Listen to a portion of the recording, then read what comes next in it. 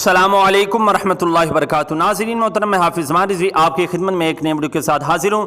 ناظرین محترم، دو واقعات آپ کے سامنے رکھوں گا، دو جگہ کے ہیں۔ الحمدللہ سنی حضرات جو ہیں انہوں نے میدان مار لیا ہے، اور آپ کو بتاتا چلا جاؤں کہ جب بھی محرم الحرام آتا ہے، یہ جو شیعہ حضرات ہوتے ہیں یہ آئے دوسرے دن صحابہ اکرام کی شان اقدس کے اندر گستاخی کرتے ہیں، نبی مکرم کی شان اقدس کے اندر گستاخی کرتے ہیں۔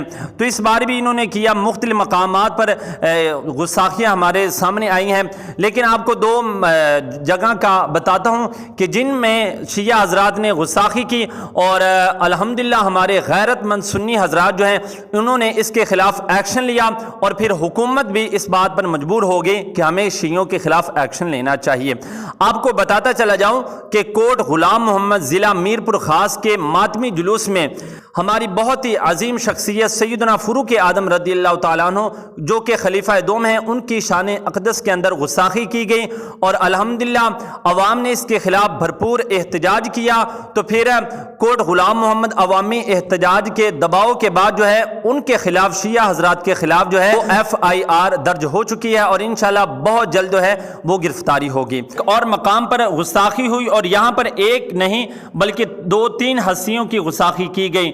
امنا آباد ضلع گجرات میں اصحاب رسول نبی اکرم صلی اللہ علیہ وآلہ وسلم اور حضرت ابو سفیان رضی اللہ تعالیٰ عنہ، اور اسی طرح حضرت امیر معاویہ رضی اللہ تعالیٰ عنہ، ان مقدس اور پاک ہستیوں کی شان اقدس کے اندر گستاخی ہوئی، اور پھر اس کے خلاف بھی عوام نے احتجاج کیا۔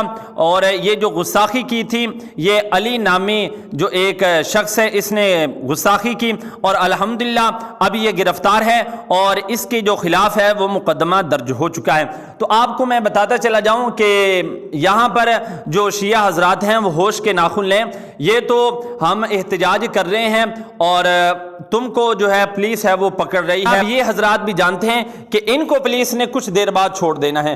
اب اگر کوئی آدمی کسی گستاخ کو قتل کرتا ہے، اس کے خلاف ایکشن لیتا ہے، تو پولیس اب کیا کرتی ہے کہ اس کو پکڑ لیتی ہے اور پوری زندگی وہاں پر اندر رکھتی ہے، پھانسی دے دیتی ہے۔ لیکن اب یہاں پر اگر نبی کریم صلی اللہ علیہ وسلم کی شان کے اندر جو آدمی گستاخی کرتا ہے اتنی مقدس ہستیوں کے بارے میں، یہاں پر ہماری پولیس جو ہے وہ ان کو رہا کر دے گی۔